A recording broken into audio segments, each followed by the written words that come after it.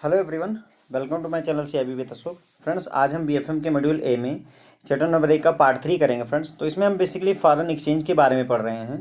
तो इस लेक्चर में हम फ्रेंड्स क्या क्या जानेंगे, जो फॉरेक्स कोट होते हैं उनको रीड कैसे करते हैं, राउंड डेसिमल में राउंडिंग ऑफ कैसे की जाती है कोटेशंस की, वैल्यू डेट का कॉन्सेप्ट समझेंगे, फॉरेक्स में आर्बिट्रेज क्या होता है ये जानेंगे, डायरेक्ट कोट और indirect quote, bid rate, offer rate, fix rate, floating rate, इन सारी बातों के बारे में हम फ्रेंड्स जानेंगे इस लेक्चर में। ठीक है, तो उससे पहले कुछ कॉन्सेप्ट समझ लेते हैं फ्रेंड। देखिए, पहला टीटी जो शब्द आपको यहाँ यूज होता रहेगा वो है TT, telegraphic transfer. Telegraphic transfer क्या होता है फ्रेंड्स? देखिए, पहले क्या होता था, यूनाइटेड किंगडम में जब भी किसी दूसरे देश को पैसे ट्रांसफ़र होते थे, जिसे वायर ट्रांसफ़र बोलते थे ये लोग, उसी वायर ट्रांसफ़र को ये लोग टीटी भी बोलते थे, टेलीग्राफिक ट्रांसफ़र। तो ये वर्ड वहीं से ले लिया गया है। टेलीग्राफिक ट्रांसफ़र का जो वर्ड है वो यूके से एक तरीके से आया हुआ है, और हम फॉरेक्स में इसका अच्छा खासा यूज करते हैं। आगे चल करके हम टीटी बाइंग, टीटी सेलिंग, ये सारी चीज़ें समझेंगे। ओके, एमटी मनी ट्रांसफ़र के लिए यूज होता है। माइट भी कि कभी ज़रूरत पड़ जाए कि क्वेश्चन लगाते समय कि एमटी हुआ है तो मतलब मनी ट्रांसफ़र हो जाएगा। ओके, फिर पिछले लेक्चर में हमने ये चीज़ देखी थी कि फॉरवर्ड रेट जो होता है फ्रेंड्स आपका, वो स्पॉट रेट में अगर करेंसी प्रीमियम पर है तो क्या करते हैं, और अगर करेंसी डिस्काउंट पर है तो क्या करते हैं, बताइए। अगर करेंसी प्रीमियम पर है तो इसका मतलब दाम बढ़ जाएगा, तो फॉरवर्ड रेट जो है बढ़ जाता है। और अगर करेंसी डिस्काउंट पर है तो जो फॉरवर्ड रेट है वो स्पॉट रेट में से डिस्काउंट घटा करके मिलता है। राइट, ये बात फ्रेंड्स हम ध्यान रखेंगे। जैसे देखिए, कभी भी कोई भी चीज़ है, जैसे मान लीजिए कोई चीज़ 400 की है, ठीक है, उस पर किसी ने कहा कि मैं आपको 50 रुपये का डिस्काउंट दूंगा, तो डिस्काउंट हम क्या करेंगे, घटाएंगे ही, तो सब्ट्रैक्ट करेंगे ना, तभी वो 350 की मिलेगी। तो उसी तरीके से अगर फॉरवर्ड रेट में बात डिस्काउंट की हो रही है तो स्पॉट रेट में से डिस्काउंट को घटा दीजिए। अब अगर डिस्काउंट घट रहा है तो इसका मतलब प्रीमियम जो है जुड़ेगा, स्पॉट रेट में प्रीमियम हम जोड़ देंगे। ये मैं फ्रेंड्स आपको याद रखने का तरीका बता रहा हूँ। ओके, आगे चल करके फ्रेंड्स हमें नॉस्ट्रो अकाउंट, बॉस्ट्रो अकाउंट और ये सारे अकाउंट्स की ज़रूरत पड़ेगी, तो इसलिए मैंने सोचा कि एक बार आपको ये डिटेल में बता देता हूँ। देखिए फ्रेंड, नॉस्ट्रो अकाउंट क्या होता है, इसका जो बेसिकली कॉन्सेप्ट है वो ये है कि आवर अकाउंट विथ यू होता है। ठीक है, अगर कोई भारत का बैंक है, कोई बैंक इंडिया में है, जैसे मान लीजिए पंजाब नेशनल बैंक इंडिया में है, और ये इसने अपना खाता बैंक ऑफ अमेरिका में खुलवा लिया और उसी की करेंसी में खुलवा लिया, उस देश की करेंसी में, डॉलर में खुलवा लिया। पंजाब नेशनल बैंक का अकाउंट है, खुला हुआ है बैंक ऑफ अमेरिका में, डॉलर में, तो इसे फ्रेंड्स हम नॉस्ट्रो अकाउंट कहते हैं। ओके, नॉस्ट्रो अकाउंट क्या हो गया, आवर अकाउंट यानी हमारा अकाउंट, पीएनबी का अकाउंट। आवर अकाउंट मतलब पीएनबी का अकाउंट, विथ यू मतलब bank of America, bank of England, या विदेश में कोई भी, किसी भी देश में जो अकाउंट खुल जाए। ओके, तो होता है नॉस्ट्रो अकाउंट का मतलब होता है आवर अकाउंट विथ यू, हमारा अकाउंट आपके साथ। जैसे पीएनबी का अकाउंट बैंक ऑफ अमेरिका के साथ अगर डॉलर में खुले तो उसे नॉस्ट्रो अकाउंट कहते हैं। अब जैसे हमारी ज़रूरत है विदेश में खाता खोलने की, वैसे विदेशी बैंकों की भी ज़रूरत होती है हमारे देश में खाता खोलने के लिए। अब मान लीजिए कि बैंक ऑफ अमेरिका ने, है ना, बैंक ऑफ अमेरिका ने पीएनबी में खाता अपना आकर के खुलवा लिया। ओके, अब यहाँ खुलवाएगा तो रुपए में खुलवाएगा। तो अगर बैंक ऑफ अमेरिका अपना खाता पीएनबी में खुलवा ले इंडिया में, तो उसे हम फ्रेंड्स वोस्ट्रो अकाउंट कहते हैं। क्या कहते हैं, वोस्ट्रो अकाउंट कहते हैं। इसका मतलब होता है योर अकाउंट विथ अस, मतलब योर अकाउंट, आपका अकाउंट हमारे साथ, अस का मतलब पीएनबी होगा या जो भी बैंक हो। Your account with us, your मतलब दूसरा बैंक, बैंक ऑफ इंग्लैंड या बैंक ऑफ अमेरिका। ओके, तो अगर बैंक ऑफ इंग्लैंड पीएनबी के साथ अकाउंट खुलवाता है रुपए में, तो उसे हम बोस्ट्रो अकाउंट कहते हैं फ्रेंड्स। ओके, इसी तरीके से लोरो अकाउंट होता है फ्रेंड्स। लोरो अकाउंट का कॉन्सेप्ट तब आएगा जब हम इन्वॉल्व ही ना हो। दियर अकाउंट विद देम, उनका अकाउंट उनके साथ, मतलब कहने का, बैंक ऑफ अमेरिका ने अपना अकाउंट बैंक ऑफ इंग्लैंड के साथ जब खोल दिया, हम कहीं इन्वॉल्व ही नहीं हुए। दियर अकाउंट विथ देम, है ना। इसके पहले क्या हो रहा था, our account with you, your account with us हो रहा था। ओके, तो ऐसे अकाउंट को लोरो अकाउंट कहेंगे। तो अगर यहाँ पर पीएनबी ले लिया और यहाँ पर मैंने ले लिया मान लीजिए बैंक ऑफ इंग्लैंड, अब मान लीजिए पीएनबी का अकाउंट बैंक ऑफ इंग्लैंड में है, तो इसका मतलब ये हुआ कि आवर अकाउंट विथ यू, तो ये नॉस्ट्रो अकाउंट होता है friends. Okay, nostro account, okay, याद रखेंगे। और अगर जो है इधर पीएनबी ले लीजिए, इधर बैंक ऑफ अमेरिका ले लीजिए। अब बैंक ऑफ अमेरिका वाले पीएनबी में आकर के खाता खुलवा लिए रुपए में, है ना, तो इसे हम क्या कहेंगे, देयर अकाउंट विथ अस, तो इसे हम वोस्ट्रो, VOSTRO, वोस्ट्रो अकाउंट बोलेंगे। और अगर जो है bank of America, bank of England के साथ, या bank of England bank of America के साथ खाता खुलवा ले, तो फ्रेंड्स इसे हम लोरो अकाउंट कहते हैं। ओके, ये आगे चल करके हमें यूज होगा, इसलिए मैंने आपको बता दिया। ओके, अब आगे बढ़ते हैं। परसेंट, फ्रेंड्स हमें पता है परसेंट यानी प्रति 100, हर 100 पे कितना, 100 में कितना। जैसे आपने कहा 60%, इसका मतलब हर 100 रुपये में से 60 रुपये, राइट। या आपने कहा कि जो है 20%, तो मतलब 100, हर 100 में 20। ओके, तो ये परसेंट होता है। उसी तरीके से ये फॉरेक्स में पर मिली भी यूज होता है फ्रेंड्स। ओके, पर मिली, पर मिली का क्या कॉन्सेप्ट होता है? परसेंट का मतलब होता है 100, परसेंट का मतलब होता है 100, और पर मिली का मतलब होता है 1000, यानी हजार में कितना। तो अगर मैं कहूँ कि 6 मिली, फॉर एग्जाम्पल 6 मिली मैंने कहा, तो इसका मतलब हुआ 1000 रुपये अगर हैं तो 6 रुपये। अगर मैंने कहा 20 मिली, 20 मिली, तो इसका मतलब ये हुआ 1000 में से 20। ओके, तो ये याद रखिएगा, ऑब्जेक्टिव क्वेश्चन में ये पूछा जाता है फ्रेंड्स कभी कभार कि पर मिली का क्या मतलब होता है। तो 1000 पार्ट में से 1000 में से कितने पार्ट हैं वो पर मिली होता है, और 100 में से कितने पार्ट हैं वो फ्रेंड्स हमें परसेंट होता है। ये हमें ऑलरेडी पता है, तो परसेंट में कोई कन्फ्यूजन नहीं है। पर मिली का ऐसे याद रखिएगा, परसेंट 100 होता है, उससे एक शून्य ज़्यादा कर लीजिए, पर 1000 जो होगा तो उसे पर मिली हम कह देंगे। ओके, ठीक है। अब फ्रेंड्स आगे बढ़ेंगे और हम समझेंगे कि फॉरेन एक्सचेंज की लैंग्वेज में जब कोटेशन की जाती है, कोट किया जाता है रेट को, तो उसको समझते कैसे हैं। How to read quoted rate. आप किसी ब्रांच में जाते हैं और उनसे आपने कहा कि ऐसा करो कि आप मुझे जो है ना डॉलर का जो है रेट कोट कर दो, तो वो आपको कोट करके ये दे देते हैं। बोल दिया उन्होंने कि USD/INR इक्वल टू है ₹68.10/11, ऐसे बोल दिया उन्होंने। अब आप इसको क्या समझोगे, क्या समझना होता है, डिसाइफर कैसे करते हैं, वो मैं बताता हूँ।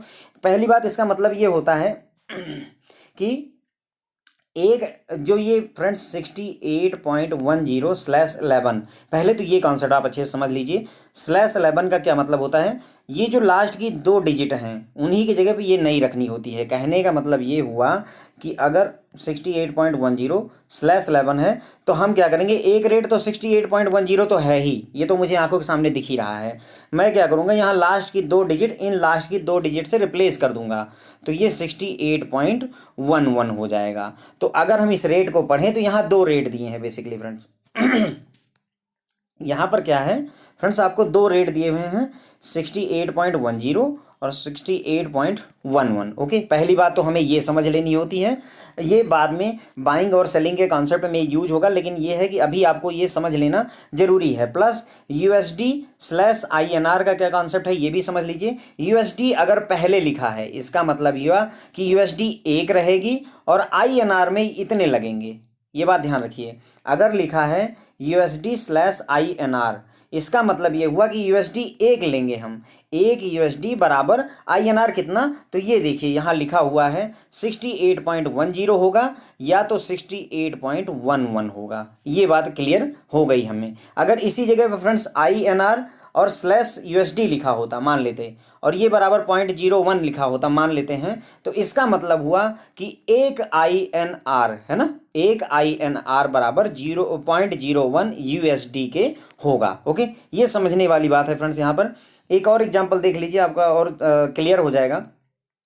USD/JPY, इसका मतलब जो रेट है वो यूनाइटेड स्टेट डॉलर और जापानीज येन के बीच में रेट कोट किया गया है, यानी डॉलर और जापानीज येन के बीच में क्या रेट चला हुआ है उसकी चर्चा की गई है। अब यहाँ USD पहले लिखा है तो मैंने ये समझ लिया कि USD जो है मेरा एक रहेगा, उसके बदले में बराबर में इधर देखिए, यहाँ पर यदि यहाँ JPY ना भी लिखा हो, मान लेते आपको रेट कोट किया गया ऐसे कि USD/JPY बराबर 116.50 और 116.60, तो इसका मतलब हुआ कि एक USD बराबर देखिए कितने JPY के, 116.50 JPY के, या 116 पॉइंट, अब ये देखिए यहाँ 60 है तो मैं क्या करूँगा, 50 की जगह 60 एक बार रख दूंगा, 60 JPY के होगा। ये 2 रेट निकल कर आते हैं फ्रेंड्स, यानी एक United state dollar 116.50 Japanese yen के बराबर है, या 116.60 जापानीज येन के बराबर है। ओके फ्रेंड्स, तो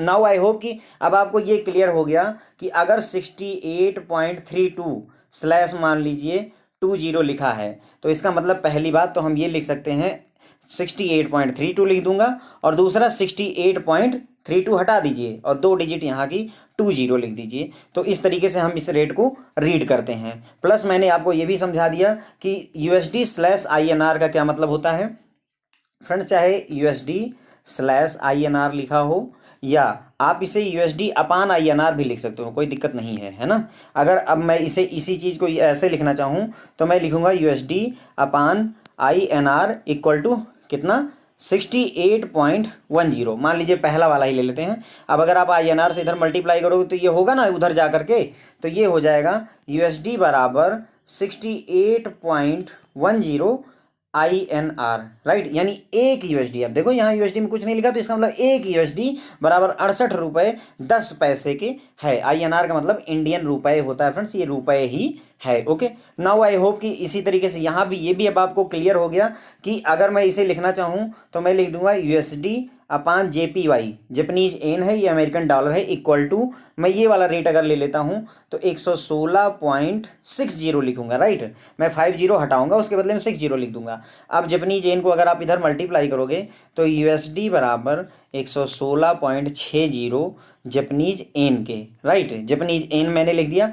अब यहाँ कुछ लिखा नहीं है तो मैं एक लिख दूँ कि नहीं लिख दूँ, लिख देता हूँ। तो इसका मतलब 1 अमेरिकन डॉलर बराबर 116.60 जापानीज येन के होता है फ्रेंड्स। ओके, ये बात बस केवल अभी यहाँ इतना समझ लीजिए कि 68.10 और 68.11 लिखा जाता है। ये क्यों होता है, मैं बाइंग और सेलिंग में कैसे यूज होगा वो सारा मैं आपको एक्सप्लेन करूंगा। अभी के लिए मैं बस ये समझा रहा हूँ कि आपको कोटेशन अगर कोट रेट दे दिया जाए तो क्या बातें आपको समझ लेनी चाहिए। ओके, ठीक है फ्रेंड्स। अब जब आप फॉरेक्स की कैलकुलेशन कर रहे होंगे फ्रेंड्स तो यहाँ पर डेसिमल में कैलकुलेशन होती है। डेसिमल के 4 प्लेस तक कैलकुलेशन होती है। क्यों? क्योंकि फ्रेंड्स होता क्या है कि जैसे अभी यहाँ पर देखिए USD बराबर 68 रुपये 68.9315, राइट।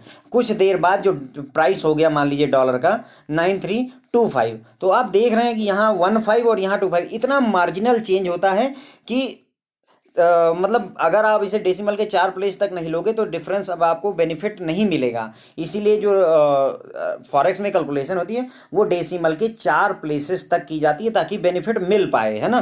क्योंकि इतना माइनर सा फ्लक्चुएशन भी प्रॉफिट दे देता है जो फॉरेक्स में डील करते हैं। इसे फ्रेंड्स जो है कई बार ये भी कहा जाता है कि नियरेस्ट जो है 0.25 पैसे के करो, नियरेस्ट 0.25 पैसा। ध्यान रखिएगा 25 पैसा तो वैसे ही आपका डेसिमल होता है, लेकिन ये 0.25 पैसा कह रहे हैं, मतलब डेसिमल के 4 प्लेस की बात हो रही है। अब जैसे ये एग्जाम्पल दिया हुआ है कि एक जो है अमेरिकन डॉलर बराबर है 68.9315 के। अब आप फ्रेंड्स यहाँ कहोगे कि आपने यहाँ तो समझाया कि स्लैश में लिखा होता है। भाई स्लैश में भी लिखा होता है, कई बार नहीं भी लिखा होता है, इससे कोई नुकसान नहीं है। यदि मैं इतना भी लिख देता हूँ तो इससे कोई दिक्कत नहीं है। जब आप बाइंग सेलिंग पढ़ोगे तो वहाँ पर दोनों रेट की ज़रूरत पड़ेगी। अगर बाइंग सेलिंग नहीं पढ़ रहे हो तो सिंपल, जैसे मैंने कहा कि डॉलर, आप गए बोले कि डॉलर कितने का है, मैंने बोला कि 60 रुपये का है, तो मैंने एक ही प्राइस तो आपको बताया। मैंने ये थोड़ी बता दिया कि आपको 60 स्लैश जो है आपका मान लीजिए 0.10, ऐसा थोड़ी बोला है ना। तो ये चीज़ है, दोनों रेट कोट किए सकते हैं, चाहे साथ साथ दोनों कर दीजिए चाहे अलग कर दीजिए। तो यहाँ पर सिर्फ एक रेट कोट किया गया है। ओके, अब इसको आपको राउंड ऑफ करना है तो हम फ्रेंड्स ध्यान रखेंगे 68.9315 दिया हुआ है, ठीक है। हम राउंड ऑफ जो करते हैं, पहली बात लास्ट की सिर्फ 2 डिजिट का करते हैं। पहली ध्यान रखने वाली बात है कि 68.9315 है तो हम लास्ट की जो 2 डिजिट हैं, 4 डिजिट हैं डेसिमल में, लेकिन हम लास्ट की 2 ही राउंड ऑफ करते हैं। और प्लस जो राउंडिंग ऑफ होती है फ्रेंड्स वह या तो 00 या तो 25 या तो 50 और या तो 75 ऐसे होती है, राइट। ठीक है, समझ गए। यानी कि या तो 00 चाहिए यहाँ पर, यहाँ 15 जहाँ है, जहाँ 15 है वहाँ या तो 00 या तो 25 आ जाए या तो 75 आ जाए, और या सॉरी या तो 50 आ जाए। 00 25 50 75 है ना, 25 की टेबल हो गई। 25 50 75 और 100 होता है तो 00 हो जाता है। अब मैं यहाँ पर जैसे मेरे पास 15 है, हम सारी फिगर छोड़ के सिर्फ 15 पे आ गए।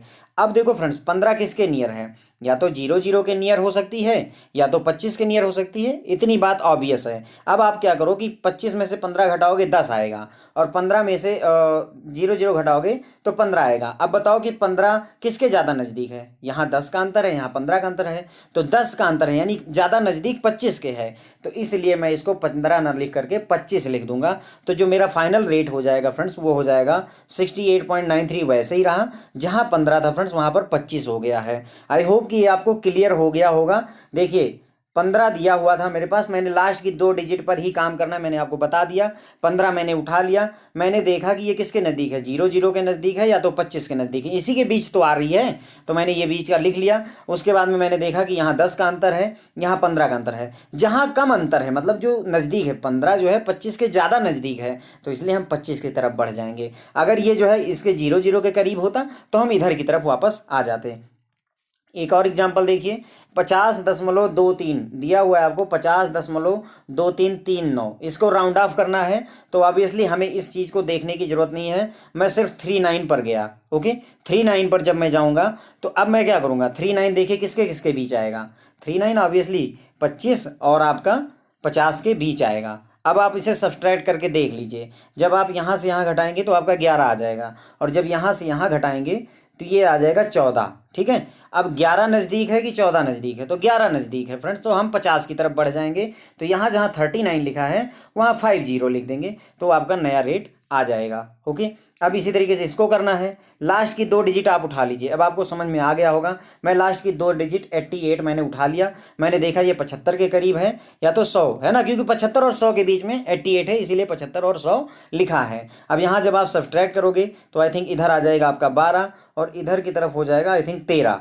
तो मैं देख रहा हूँ कि इधर की तरफ 13 हो रहा है, इधर की तरफ 12 हो रहा है, तो मैं इधर की तरफ चला जाऊँ क्योंकि ये नज़दीक है, तो मैं 100 की तरफ जाऊँगा। इसका 100 की तरफ जाने का मतलब हुआ मुझे 0 0 लेना पड़ेगा फ्रेंड्स। ओके, अब 88 की जगह जब आप 0 0 लोगे तो इसका मतलब अगली डिजिट एक बढ़ जाएगी। देखिए क्योंकि अब ये 100 हो चुका है, आपने 88 को बढ़ा करके 100 कर दिया, पर हम 100 लिखेंगे नहीं, केवल 2 0 लिखेंगे, और ये जो एक एक्स्ट्रा आया इसको अगली डिजिट में ऐड कर देंगे, तो 52 की जगह पे अब ये 53 हो जाएगा। Okay friends, I hope now you got the idea. 52.88 था, राइट। फिर से देख लीजिए ये वाला एग्जांपल, 52, ये लास्ट की 4 डिजिट ले रहा हूँ फ्रेंड्स, 5288 था। मैंने देखा कि ये जो है 100 के करीब है, 88, तो मैंने इसे 100 कर दिया। लेकिन जब मैंने 100 किया तो मैं 100 नहीं लिखूंगा, मैंने बताया आपको या तो 0 0 या तो 25 या तो 50 या तो 75 लिखूंगा। अब मैंने 0 0 तो लिख दिया, लेकिन जो 100 में से एक बचा मेरा वो मैंने इसमें जोड़ दिया उठा करके, तो ये 52 का उठ करके 53 हो गया आपका, और ये आपका राउंडिंग ऑफ कंप्लीट होती है फ्रेंड्स। ओके, तो आपको जब आप क्वेश्चन लगाओगे तो वहाँ पर ये राउंडिंग ऑफ के क्वेश्चन आपको मिलेंगे। तो आई होप कि अब आपको ये क्लियर हो जाएगा। अगर अभी भी नहीं क्लियर होगा फ्रेंड्स तो एक बार वीडियो दोबारा देख लीजिएगा, आपको सब कुछ क्लियर हो जाएगा। ओके, अब वैल्यू डेट का कॉन्सेप्ट हमने पहले भी देख लिया फ्रेंड्स कि जिस डेट को सेटलमेंट होती है उसे ही हम वैल्यू डेट कहते हैं। तो यहाँ पर थोड़ा सा थेरेटिकली और जान लेना जरूरी है। ये this term is use to define the date on which the payment of fund are an entry of an account become actually effective.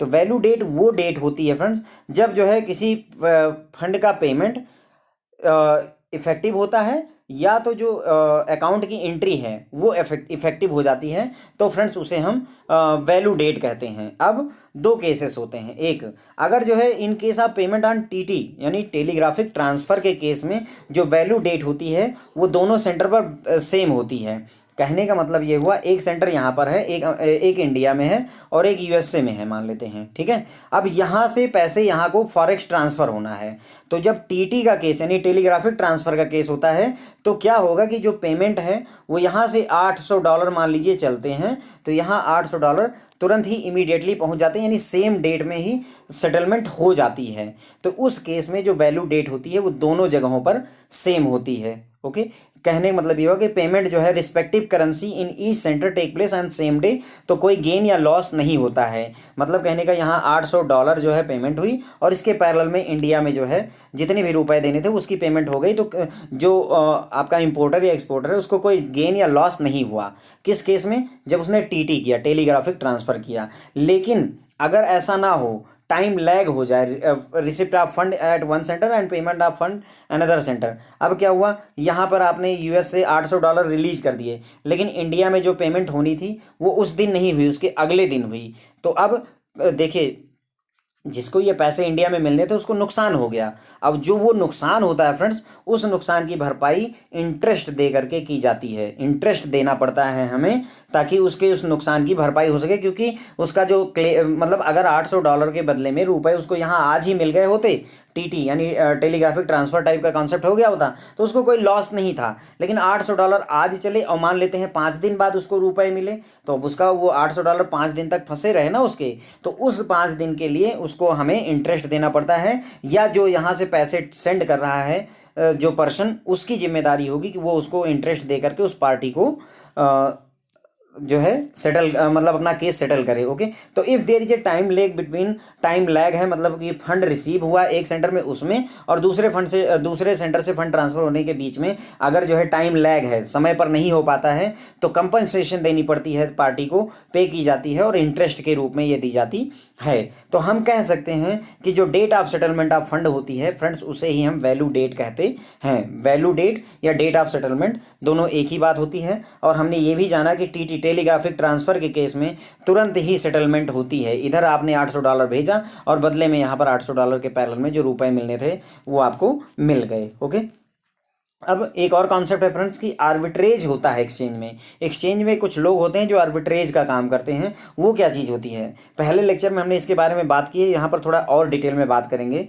Forex में आर्बिट्रेज जो है consist of purchase of one currency, जैसे एक currency dollar खरीदी euro के बदले में। Okay, forex में क्या हुआ, आर्बिट्रेज किसे कहेंगे, एक करेंसी खरीदी डॉलर यूरो के बदले में, और बदले में ही, यानी कहने का मतलब ये हुआ, इसको अगर सरलतम भाषा में समझने की कोशिश की जाए, मैंने क्या किया कि यूरो था मेरे पास में, ठीक है, यूरो मान लीजिए 200 यूरो था, उसके बदले में मैंने डॉलर खरीदा। मान लेते हैं कि मुझे जो है $20 मिल गए, फॉर एग्जांपल बता रहा हूँ, या मान लीजिए $30 मिल गए।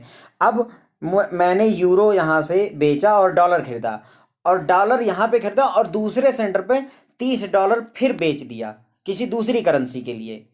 समझ पाए आप बात को, कहने का मतलब जितना मैंने यहाँ पर डॉलर खरीदा है उतने ही अमाउंट का मैंने उतने ही अमाउंट का डॉलर दूसरी जगह दूसरी करेंसी में बेच दिया। अगर इस तरीके का काम हो रहा है तो फ्रेंड्स उसे ही आर्बिट्रेज कहते हैं।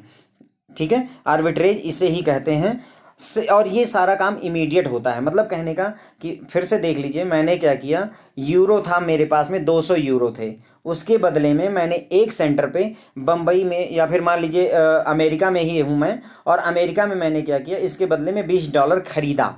ये मैंने यूरो बेचा यानी सेल किया, और ये मैंने डॉलर बाई किया। ओके, अब ये हुआ काम कहाँ पे, यूएस में। ठीक है, और सेम अमाउंट का मेरा एक एजेंट है, उसने क्या किया, $20 यहाँ पर बेच करके आईएनआर खरीद लिया।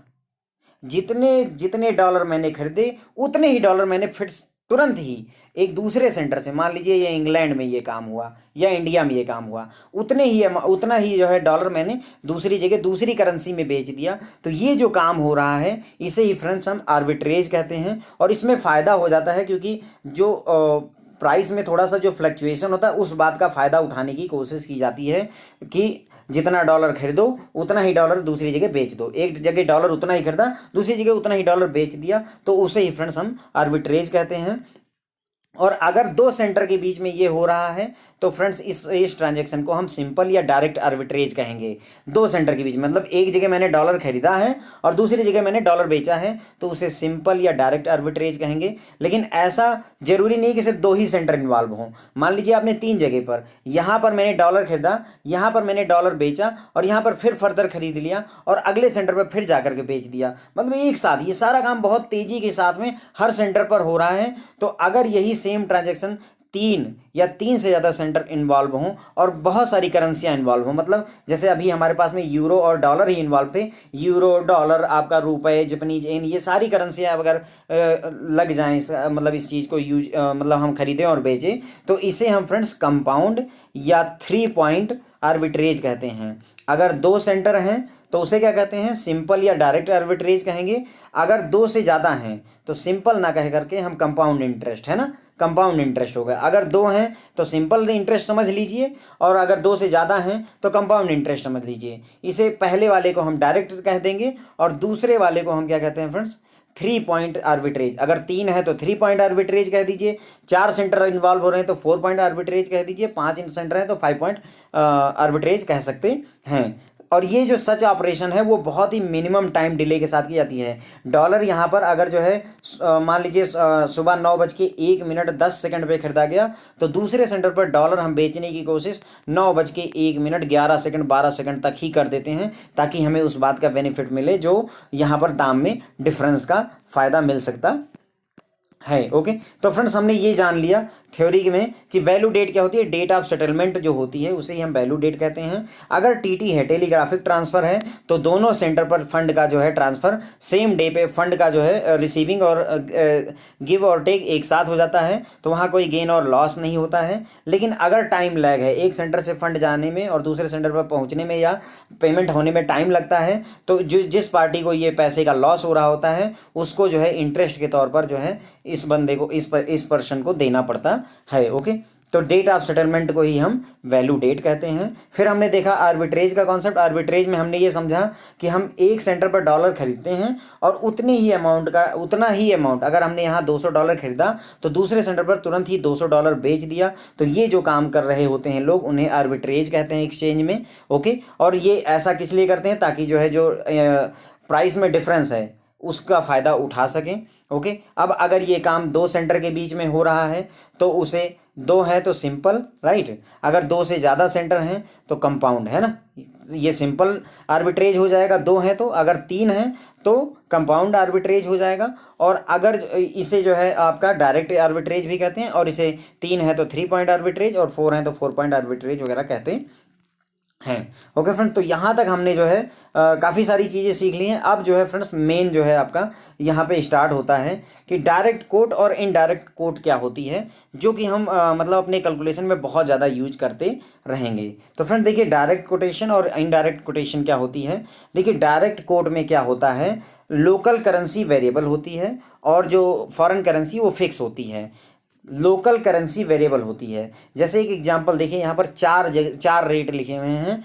डॉलर देखिए क्या चेंज हो रहा है, नहीं। डॉलर कितना है, एक ही है हर जगह।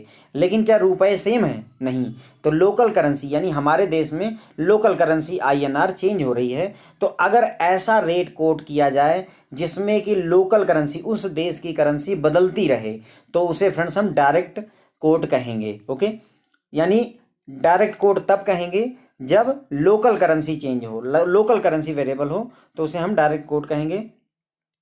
The rate are called direct rate, क्योंकि ऐसा क्यों कहते हैं, क्योंकि rupee cost of foreign currency known directly, क्योंकि फॉरेन करेंसी का रुपए में कितनी कॉस्ट है ये हमें डायरेक्टली पता होता है, इसीलिए इसे डायरेक्ट कोट कहते हैं। ओके, डायरेक्ट कोट क्यों कहते हैं, क्योंकि फॉरेन करेंसी का इंडियन रुपए में प्राइस क्या है ये हमें डायरेक्टली पता है। सीधे सीधे किसी ने पूछा आपसे $1 का दाम क्या है, आपने कहा 60 रुपये, तो उसे डायरेक्ट पता चल गया कि नहीं पता चल गया कि जो है $1 की कीमत कितनी है। तो इसीलिए डायरेक्ट पता चलने की वजह से इसे डायरेक्ट हम कोट कहते हैं। ओके, इसे 2 और नाम से भी बुलाते हैं, इसे होम करेंसी या प्राइस कोटेशन भी कह देते हैं। ओके, और इनडायरेक्ट कोड में क्या होगा फ्रेंड्स, अब देखिए जस्ट उल्टा।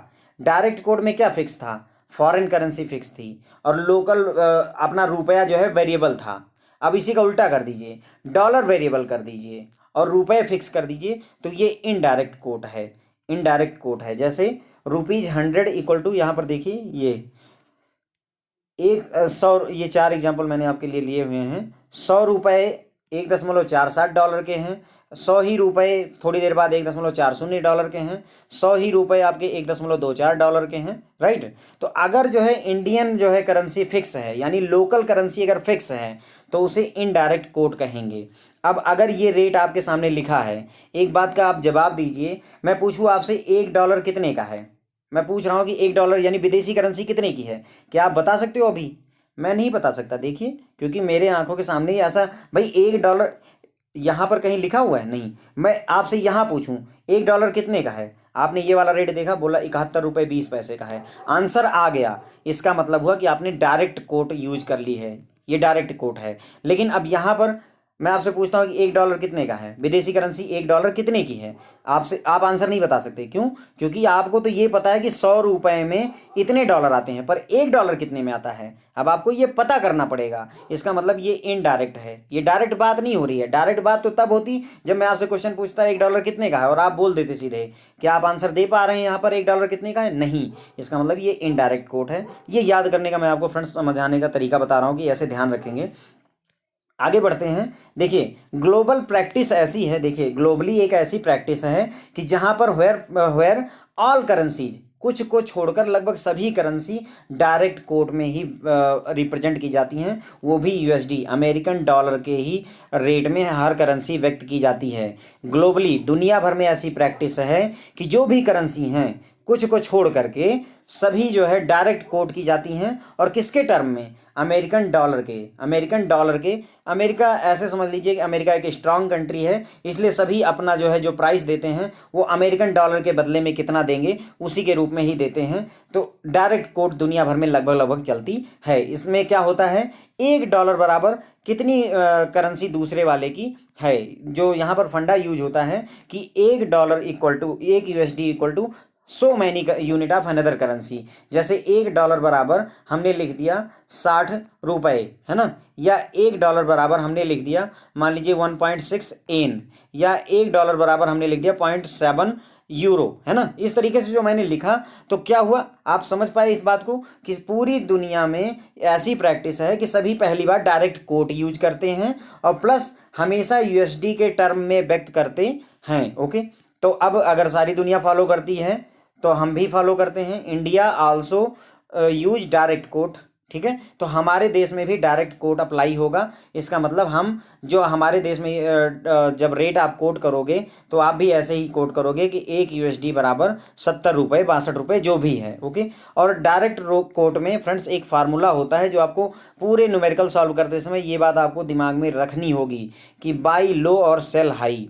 हम हमेशा सस्ते में खरीदेंगे और महंगे में बेचेंगे, और मेरे ख्याल से लाइफ में भी यही कॉन्सेप्ट चलता है। कोई भी चीज़ मैंने खरीदनी है तो मैं कोशिश करूंगा सस्ते में खरीदूं, और जब बेचनी है तो मैं महंगे में बेचना चाहूँगा। मान लीजिए कोई आर्टिकल है 200 रुपये का है तो मेरी कोशिश होगी निगोशिएट करके इसको 150 का खरीद लूँ, क्योंकि मैं बाई कर रहा हूँ। और जब मैं अपनी मान लीजिए मोबाइल बेच रहा हूँ और उसको मुझे लगता है इसका 12,000 मिलना है, तो मेरी कोशिश ये रहेगी कि 12,000 ना हो करके अगर ये 14,000 हो जाए, यानी ज़्यादा मिल जाए मुझे ना, तो सेल हाई। यही काम जो है डायरेक्ट कोट में भी होता है फ्रेंड्स, कि हम लो बाई करते हैं, खरीदते सस्ते में है और बेचते महंगे में है। ये फार्मूला आपको पूरे फॉरेक्स के लेक्चर को, फॉरेक्स के न्यूमेरिकल सॉल्व करने में यूज होता रहेगा। ओके, अब यहाँ पर ये कहा गया कि ग्लोबली प्रैक्टिस तो है कि हम डायरेक्ट कोट करते हैं यूएसडी के रूप में, ठीक है। यूएसडी को आगे रखते हैं और उसके पैरेलल में कितनी जो है एन कितना वो मिलेगा वो हम करते हैं। लेकिन कुछ कंट्रियां ऐसी हैं जो इस रूल को फॉलो नहीं भी करती हैं,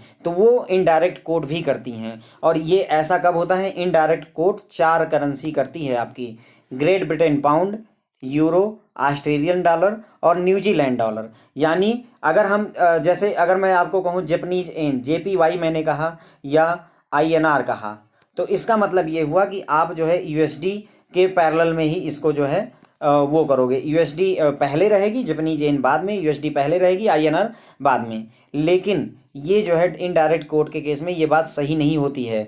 वहाँ इनडायरेक्ट कोड जो करेंसी होती है वहाँ पर क्या होगा, GBP, यानी 1 GBP बराबर कितना होगा वो बात फिक्स हो जाती है। हर जगह क्या हो रहा था, 1 USD बराबर कितना होगा वो बात फिक्स थी। लेकिन यहाँ पर 1 GBP बराबर, 1 यूरो बराबर, 1 ऑस्ट्रेलियन डॉलर, 1 न्यूजीलैंड डॉलर बराबर कितना होगा वो हम कोट करते हैं। और इनडायरेक्ट ये सारी करेंसी 4 ध्यान रखेंगे, great Britain pound, euro, Australian dollar, New Zealand dollar, ये जो है हमेशा कोट की जाती हैं इनडायरेक्टली, ठीक है।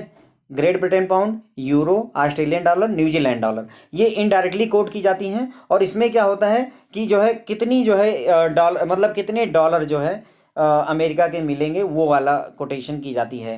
कहने मतलब 1 GBP बराबर मान लीजिए $1.2 अमेरिका का, 1 यूरो बराबर, जब हम कोट करेंगे 1 यूरो बराबर $1.23 अमेरिका का, इसी तरीके एक ऑस्ट्रेलियन डॉलर और ये भी, ठीक है। तो अब यहाँ पर कुछ एग्जांपल देखेंगे फ्रेंड्स, और हम यहाँ पर currency rates are quoted as below. आपको दो बातें, आप ये पता करो कि ये डायरेक्ट कोट है कि इनडायरेक्ट कोट है, और आपको ये भी पता करना है कि ये बाइंग रेट है और सेलिंग रेट है, ठीक है। तो बाइंग रेट और सेलिंग रेट के लिए ये बात ध्यान रखेंगे कि बाई लो और सेल हाई करेंगे। और डायरेक्ट कोट के लिए हम सबसे पहले ये देखेंगे क्या अमेरिकन डॉलर सबसे पहले है, अगर सबसे पहले है तो डायरेक्ट कोट हो गई। ओके, अब देखिए एग्जाम्पल, जैसे पहला यूएसडी आईएनआर, सबसे पहले क्या है यूएसडी, इसका मतलब ये डायरेक्ट कोट है, राइट, कोई डाउट यहाँ पर नहीं होना चाहिए, ये डायरेक्ट कोट है। प्लस यहाँ पर ये आपको कह रहे हैं कि बाइंग और सेलिंग रेट पता करो, 68.10/11 मैंने आपको बताया, इसको हम 68.10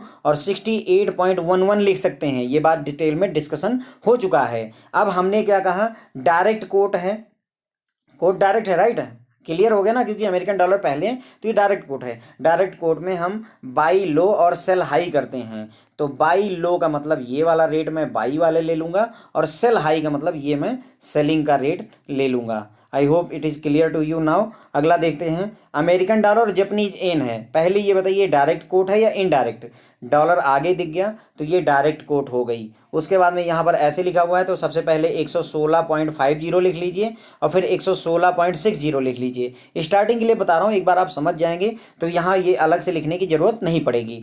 अब बाई लो, डायरेक्ट कोट है तो बाई लो, लो यानी कम में खरीदो, तो 116.50 में खरीदूंगा, और सेल हाई महंगे में बेचो, महंगा बेचना है तो 116.60 में बेचूंगा, तो ये बाई रेट हो जाएगा और ये सेल रेट हो जाएगा। ओके, दूसरा देखिए, जीबीपी और यूएसडी बराबर इतना दिया हुआ है फ्रेंड।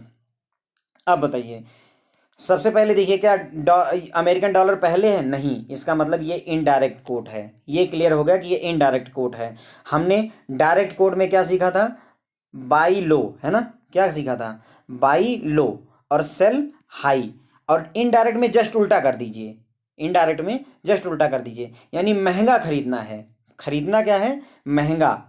तो हम क्या करें, अब इसको अगर ऐसे ही समझना चाहें तो रेट क्या होगा, 1.2100, और यहाँ 12 है तो ये 00 की जगह 12 कर दूंगा, तो 1.2112, राइट, दो रेट मैंने लिख दिए। अब ये इनडायरेक्ट कोट है फ्रेंड्स, तो इसलिए बाई हाई होगा, ध्यान रखेंगे, डायरेक्ट कोट में बाई लो था, सस्ता खरीदते थे, यहाँ महंगा खरीदेंगे, तो ये महंगा खरीदोगे तो ये बाई रेट हो जाएगा और ये सेल रेट हो जाएगा। एक पता कर लिए तो दूसरा अपने आप क्लियर हो जाएगा। अगला एग्जांपल देखिए, अमेरिकन डॉलर और सिंगापुर डॉलर के बीच में रिलेशन दिया हुआ है, यूएसडी सबसे पहले है, इसका मतलब कोई डाउट नहीं है कि ये डायरेक्ट रेट है। Okay, it is direct rate, हमें क्लियर हो गया। अब दूसरा, बाई कितने में करोगे और सेल कितने में करोगे, तो अगर डायरेक्ट रेट है तो सस्ता खरीदो, तो मैं क्या करूंगा, इतने में खरीद लूंगा, 1.4375 में खरीद लूंगा, और बेचूंगा कितने में, 1.43, लास्ट का 95 यहाँ हो जाएगा, इतने में बेच दूंगा। उसके बाद में अगला एग्जांपल देखिए, ऑस्ट्रेलियन डॉलर और अमेरिकन डॉलर में रिलेशन दिया हुआ है। क्या अमेरिकन डॉलर यूएसडी पहले है, नहीं, इसका मतलब ये इनडायरेक्ट रेट है। ओके, तो हमें ये क्लियर होगा, इनडायरेक्ट रेट है। अब इसमें महंगा, देखो वहाँ पर क्या था, बाई लो था, यहाँ पर बाई लो नहीं होगा, बाई हाई होगा, यानी महंगा खरीदो, तो महंगा खरीदना है तो मैं 0.7340, है ना, यहाँ 30 की जगह 40 कर दिया, इतने में खरीदूंगा, और जब बेचना होगा तो 0.7330, ओके, इतने में बेच दूंगा। फ्रेंड्स, ये बात समझ लीजिएगा अच्छे से, आगे चल करके सारे सवालों में ये बात यूज होगी, इसीलिए मैंने ये ढेर सारे एग्जांपल आपके लिए रखे हुए हैं यहाँ पर। अब यहाँ यूरो और अमेरिकन डॉलर में दिया है, क्या ये डायरेक्ट रेट है या इनडायरेक्ट रेट है, अभी आप खुद ही बता दीजिएगा, मैं इसको नहीं सॉल्व करवा रहा हूँ। पहला, ये डायरेक्ट रेट है या इनडायरेक्ट रेट है, पहला क्वेश्चन। दूसरा, आप इसको खरीदोगे कितने में और बेचोगे कितने में, अब खुद ही आप इसको कैलकुलेट कर लीजिए, क्योंकि 5 एग्जाम्पल ऑलरेडी हो चुके हैं। ओके फ्रेंड्स, अब आगे बढ़ेंगे और कुछ रूल जो कि कोटेशन से रिलेटेड, इंडियन मार्केट से रिलेटेड है फ्रेंड्स, उनको भी हम समझेंगे। देखो, पहला तो मैंने आपको बता दिया कि इंडिया में हम डायरेक्ट कोट यूज करते हैं, मतलब डॉलर यूएसडी पहले रहेगा, राइट, USD/INR, ये वाला फंडा हम यूज करेंगे। ओके, तो इंडिया में डायरेक्ट कोट यूज होती है, और सारी करेंसी जो कोट की जाती हैं फ्रेंड्स, वो जो है कोट की जाएंगी कैसे, per unit of foreign currency, यानी फॉरेन करेंसी पहले रहेगी और INR बाद में रहेगा। ओके, तो ऐसा जरूरी नहीं कि डॉलर ही अगर आगे रहे तो ही हम उसे जो है फ्रेंड्स क्या कहेंगे, इंडिया के लिए बता रहा हूँ, तभी उसे डायरेक्ट रेट कहेंगे। जैसे यहाँ पर देखिए कितनी फॉरेन करेंसी के बदले में कितना रुपए मिल रहा है, वही हमारा जो है यहाँ पर कोट होता है। तो जैसे 1 USD बराबर 70.20 रुपए, है ना। इसी तरीके से 1 यूरो बराबर, यहाँ भी देख लीजिए, यूरो में भी 1 यूरो फिक्स रखा और इधर रुपए दे दिए, 1 ग्रेट ब्रिटेन पाउंड इतने रुपए दे दिए। ओके, तो इंडिया में जो कोटेशन होगी फ्रेंड्स वो होती है फॉरेन करेंसी एक रहेगी और INR जितना बनता है वो हम लिखते हैं। ओके, अब कुछ करेंसियां ऐसी हैं फ्रेंड्स जो 100 यूनिट में ही जो है, क्योंकि उनका प्राइस कम होता है, इस वैल्यू बहुत कम होती है, इसलिए वो 100 के मल्टीपल में ही आपको कोट की जाती हैं। जैसे हमने कोट क्या किया था, 1 USD बराबर 60 रुपये, लेकिन इसी जगह पर अगर आपको जापानीज येन करना है तो आप 1 JPY नहीं करोगे, आप क्या करोगे, 100 जापानीज येन बराबर कितने रुपए के हैं, वो ये चीज़ कह रहे हैं। ओके, तो कुछ करेंसियां हैं जो 100 के मल्टीपल में ही कोट होती हैं। जापानीज येन हो गया, इंडोनेशियन रुपया हो गया और केन्या का जो है शिलिंग हो गया। अगर ये तीनों हैं तो ये 100 के मल्टीपल में ही कोट होते हैं। इसमें कोट कैसे किया जाता है, भारत में 100 जो है यूनिट होगी फॉरेन करेंसी की। जैसे 100 जापानीज येन बराबर 56 रुपये 6 पैसे, 100 शिलिंग केनियन वाले का 42 रुपये 4 पैसे, और 100 रुपया कौन सा आपका, इंडोनेशिया वाला रुपया, रुपी है यहाँ पर ना, रुपया। तो ये अगर ये 3 करेंसियां हैं, अगर इनको कोड करना है तो हमेशा 100 यूनिट एक इस तरफ रखेंगे और उधर की तरफ में रुपए रखेंगे। अगर डॉलर है, जैसे डॉलर है तो आप लिखोगे 1 USD, अगर यूरो है तो 1 यूरो लिखोगे ना, और पाउंड है तो 1 GBP ग्रेट ब्रिटेन पाउंड लिखते हो। लेकिन अगर उसी जगह पर आपको जापानीज येन लिखना है तो 100 JPY लिखोगे। इसी तरीके से अगर जो है इंडोनेशियन रुपया लिखना है तो 100 रुपया लिखोगे। ओके, ये बात ध्यान रखेंगे फ्रेंड। तो हमने 2 चीज़ें यहाँ पर अलग नोटिस की अपने देश में, एक तो जापानीज येन हो गया आपका, शिलिंग हो गया, केनिया का शिलिंग हो गया, या इंडोनेशिया का रुपया हो गया, ये हमेशा 100 की क्वांटिटी में कोट किए जाते हैं। और दूसरा हमने एक और सीखा था फ्रेंड्स कि 4 करेंसियाँ ऐसी हैं जो कि इनडायरेक्टली कोट की जाती हैं, है ना, इनडायरेक्टली कोट की जाती है। कौन कौन सी, Great Britain pound indirectly quote की जाती है, यूरो आपका इनडायरेक्ट कोट किया जाता है, ऑस्ट्रेलियन डॉलर और न्यूजीलैंड डॉलर। इसके अलावा दुनिया की सारी करेंसियाँ डायरेक्टली कोट की जाती हैं। ओके, तो हमने ये चीज़ समझ ली कि भारत में जो है डायरेक्ट कोट यूज किया जाता है। दूसरा, हमेशा फॉरेन करेंसी एक रहेगी और इंडियन रुपए जो है बराबर में लिखे जाते हैं। और ये 3 currency Japanese yen, Indonesian rupiah और केनियन शिलिंग जो है 100 यूनिट के मल्टीपल में ही कोट की जाती हैं। तो इनकी कोटेशन जो आपको मिलेगी तो इस टाइप की मिलेगी। ओके फ्रेंड्स, तो अब इसके बाद में एक और कॉन्सेप्ट हम यहाँ पर देखेंगे, बिड रेट और ऑफर रेट क्या होता है फ्रेंड्स। तो देखो, बिड रेट को बाइंग रेट कहते हैं। बिड, अगर मैं जैसे कोई चीज़ बिक रही है और मैं वहाँ पर जाकर के बोली लगाऊंगा, बिड, तो बोली मैं क्यों लगा रहा हूँ, क्योंकि मैं बाई करना चाहता हूँ। कोई घर जो है नीलाम हो रहा है, आप जाकर के वहाँ बिड कर रहे हो। बिड क्यों कर रहे हो, बाई करने के लिए कर रहे हो भाई, तो बाई करना चाहते हो। तो बिड रेट जो होता है फ्रेंड्स वो आपका बाई रेट होता है, और जो ऑफर रेट होता है फ्रेंड्स उसे सेलिंग रेट कहेंगे। बिड रेट, कितने में ऑफर कर रहे हैं आप मुझे अपना मोबाइल, कितने में ऑफर कर रहे हैं, यानी कितने में सेल कर रहे हैं। तो चाहे ऑफर रेट या आस्क रेट कहा जाए, दोनों एक ही बात है। और बाइंग रेट, बिड रेट को बाइंग रेट कहते हैं। क्वेश्चन MCQ में पूछ लेता है भाई फ्रेंड्स कई बार, या न्यूमेरिकल में भी पूछ लेते हैं कि बिड रेट फाइंड करिए। तो बिड रेट कोई नई चीज़ नहीं है, ये आपका बाइंग रेट हो गया। ऑफर रेट कोई नई चीज़ नहीं है, ये आपका सेलिंग रेट हो गया। और कहीं कहीं आस्क रेट भी कह देते हैं, तो वो भी सेम ही चीज़ है। एग्जाम्पल देखिए, एक बैंक ने कोट किया है USD और INR को, ये चीज़ कोट किया हुआ है। इसका मतलब ये हुआ, अब चूंकि ये हमें ये क्लियर है कि ये डायरेक्टली कोट हुआ है, डायरेक्ट कोटिंग हुई है।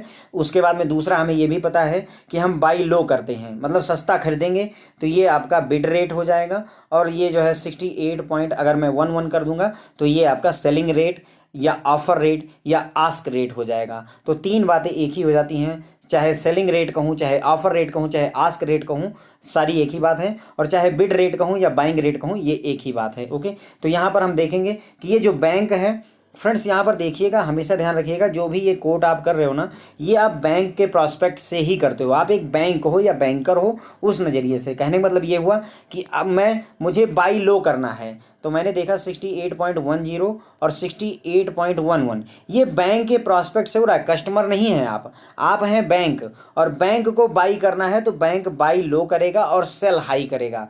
तो बाई लो करेगा, इसका मतलब 68 रुपये 10 पैसे में खरीदेगा और 68 रुपये 11 पैसे में बेचेगा। कौन? बैंक खरीदेगा और बेचेगा। कस्टमर के प्रॉस्पेक्ट से ये बातें नहीं हो रही हैं। एग्जाम्पल नंबर 2 है ग्रेट ब्रिटेन पाउंड और यूएसडी कोट किया गया है। अब यहाँ पर ये प्राइस दिया हुआ है, एक बिड रेट हो जाएगा फ्रेंड्स आपका, और एक जो है आपका आस्क रेट हो जाएगा। ओके, अब एक ये चीज़ जैसे मैंने अभी आपको बताया कि 68.10 में मैं बाई करूँगा और मान लीजिए 68.25 में मैं सेल करूँगा, क्योंकि मैं बाई लो करता हूँ और सेल हाई करता हूँ ना। $1 को मैं जो है इतने में खरीदूंगा, इतने में बेचूंगा, तो मुझे कितने रुपए का इसमें ये कितने का गैप आया, तो 0.15 का ये जो मार्जिन, मतलब ये 0.15 का ये जो गैप मिला, मुझे बेनिफिट मिला, इसे फ्रेंड्स जो है डीलर का स्प्रेड कहते हैं। स्प्रेड कितना जो है स्प्रेड है, कितना स्प्रेड है, तो 68.10 और 68.25 के बीच में कितना स्प्रेड है, तो 0.15 या 15 पैसे का स्प्रेड है। इसे स्प्रेड कहते हैं, किसका? स्प्रेड कहते हैं, किसका? आपका डीलर का स्प्रेड कहते हैं। ओके, लास्ट टॉपिक उठाएंगे, फिक्स और फ्लोटिंग रेट के बारे में पढ़ेंगे, और इसी के साथ में फ्रेंड्स ये लेक्चर खत्म होगा। तो फिक्स्ड रेट और फ्लोटिंग रेट क्या होता है? फिक्स रेट जो होता है फ्रेंड्स, वो ऑफिशियल जो मॉनेटरी अथॉरिटी होती है देश की, जैसे आरबीआई हो गया हमारे, या गवर्नमेंट ऑफ इंडिया हो गई, वो जब रेट सेट कर देते हैं कि हाँ $1 बराबर, जैसे मान लीजिए उन्होंने 60 रुपये फिक्स कर दिया, फिक्स रेट। पहले के समय में ये रेट चलता था कि आरबीआई ने सेट कर दिया कि $1 60 रुपये के बराबर है, तो ये फिक्स रेट हो गया, इतने ही रुपए में डॉलर बेचा और ख़रीदा जाता था। ठीक है, और ये नॉर्मली जो है ये होता क्या था कि मतलब कुछ करेंसियों के साथ में इसको पैक कर दिया था, मतलब कि जैसे इंडिया है तो उसने क्या किया, डॉलर और यूरो को कंसिडर कर लिया, और इसी के साथ में कितना ये रेट चला हुआ है, एक अप्रॉक्सीमेशन लगा करके सेलिंग और बाइंग फिक्स रेट पर करते थे कि हाँ हमने डॉलर जो है 60 रुपये में बेचना है, और यूरो की बात है तो 100 रुपये में करना है। ये घटता और बढ़ता नहीं था, तो उसे फिक्स रेट कहते थे।